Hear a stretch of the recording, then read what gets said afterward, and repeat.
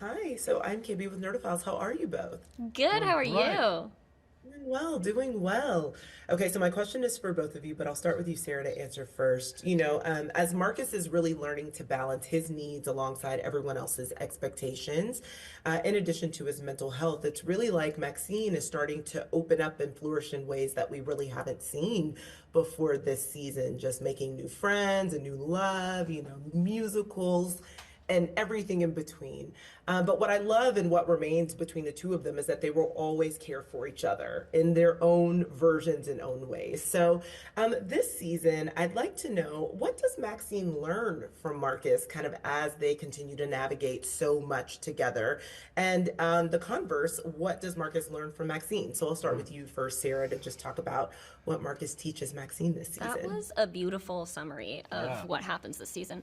I would say that what Max learns from Marcus is that, she believes that if you throw enough love at someone, you can crack them, and you can figure them out, and it's never bad to show someone too much love. But I think she learns with Marcus that you have to have tact and that no matter how much she loves him, some things you just can't fix.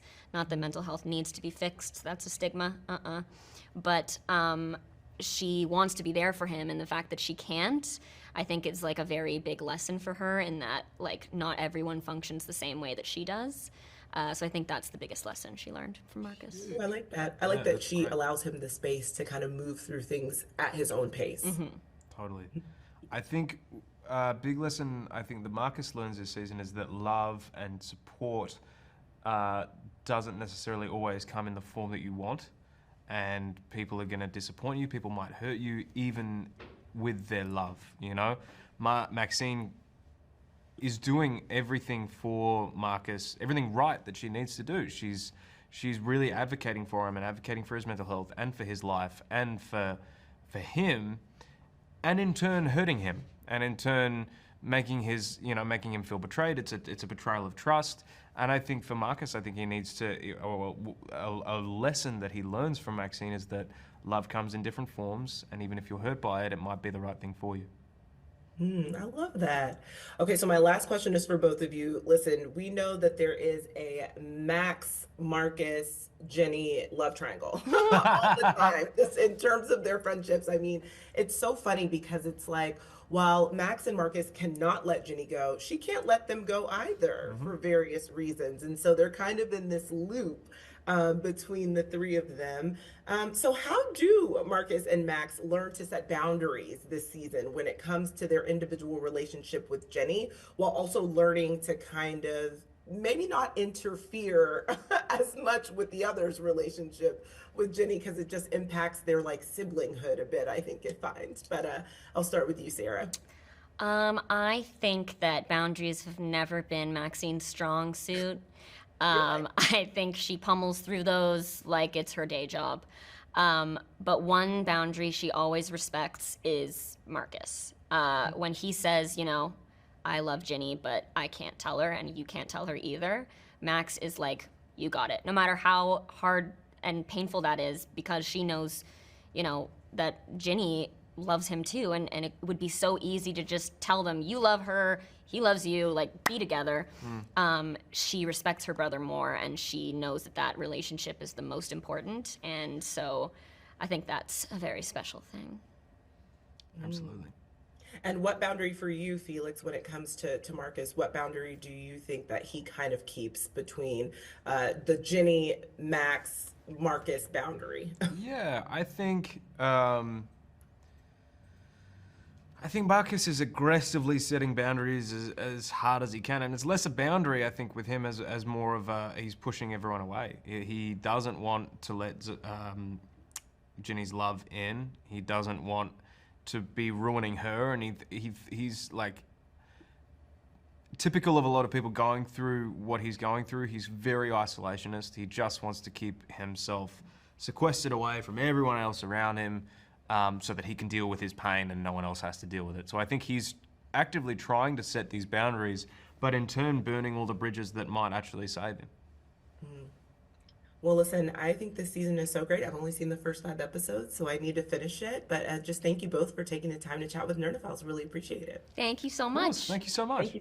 Have a good day. You too. You too. Listen, what a great season so far. I've seen the first 5 episodes, and whoo, we are truly on a journey. Yeah, to say the least. Yes, and love your background.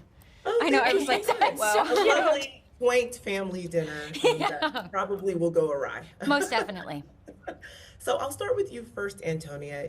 Ginny is quite literally crumbling under the weight of her mother's choices and secrets, and therapy is really helping her heal and cope in healthier ways.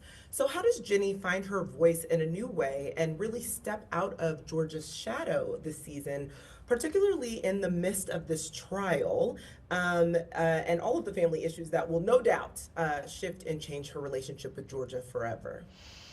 That's such a great question. I think that, Ginny is now in a place where she has a lot more tools at her disposal to deal with and cope with the myriad of challenges that she faces in her life. And I also think that there's like I don't remember which episode it is, but there's like a quote. It's in the first half of the season where Ginny's like, the world's out there and it's not going away anytime soon, Right. so we're gonna get up and we're gonna go. And she basically kind of adapts this, the life keeps going, I'm not gonna let it stop me from going too.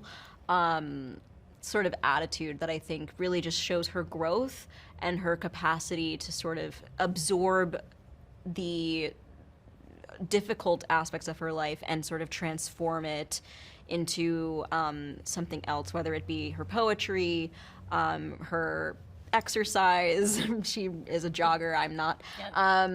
Or, leaning on her friends and family in her times of confusion.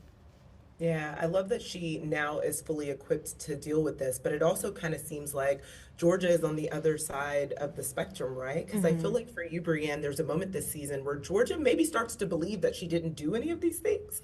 Like it feels like as a viewer, well, it feels like as a viewer, she said it so much to so many people that like now it's almost kind of like she's starting to believe it a little bit. So I mean, yes, you are not wrong.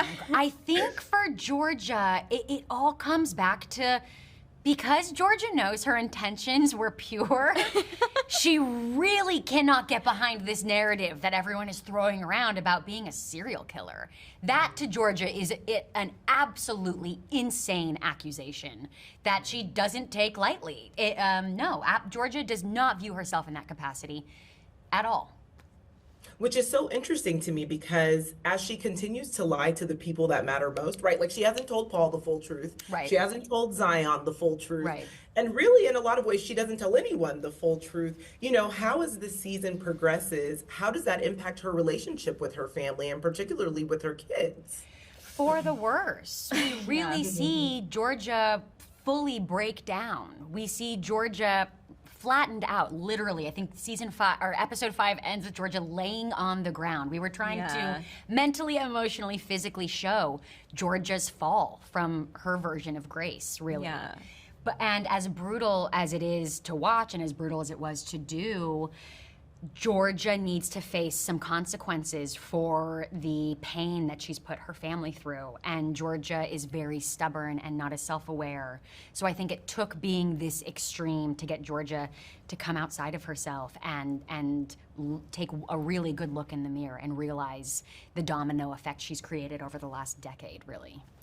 Well, oh my goodness. I can't wait to finish the season and I can't wait for audiences to see it. It is hard to see the relationship go through this, but it does make for really good television. So thank you so much for taking the time to chat with Nerdophiles. Really appreciate it. Thank you so much. Thank you.